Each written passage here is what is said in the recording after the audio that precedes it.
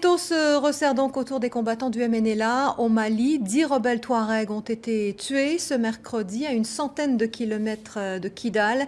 Les affrontements les ont opposés à des soldats maliens chargés de reconquérir Kidal. Le MNLA est accusé d'y mener une chasse aux Noirs. Les premières images des expulsés nous sont arrivées aujourd'hui. Voyez le reportage à Gao de Valérie Heurtel. Fatigués, le regard perdu, ils ont roulé des heures à bord de plusieurs camions dans la poussière jusqu'à Gao. Il y a quelques jours encore, ces Maliens vivaient et travaillaient à Kidal, capitale de l'Azawad, bastion des rebelles touaregs. Tous racontent la même histoire, le climat anti-noir qui s'est installé dans cette ville, les représailles contre ceux qui ne soutiennent pas le MNLA. Accusés d'être des espions à la solde de Bamako, ils sont des dizaines à avoir été arrêtés, emmenés au poste et expulsés de Kidal. Ils m'ont dit qu'il faut que je quitte la ville parce que je ne suis pas un habitant de l'Azawad, je suis un Malien.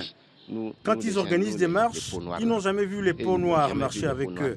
Parce que nous, on fait partie du Mali, on n'est pas de l'Azawad.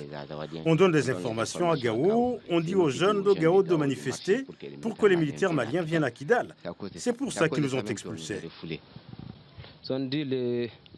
Ils ont dit, les Noirs, soit vous êtes pour le MNLA et vous restez, soit vous êtes Malien et vous partez au Mali. Ils nous ont emmenés à la prison, on y est resté 3 jours et on n'avait que de l'eau à boire. Le mouvement touareg le reconnaît, il y a eu des arrestations. 200 personnes suspectées de travailler pour l'armée malienne ont été arrêtées à Kidal, mais les rebelles ne veulent pas entendre parler de chasse aux Noirs. À Anéfis aujourd'hui, des combats ont opposé le MNLA à l'armée malienne qui progresse vers Kidal.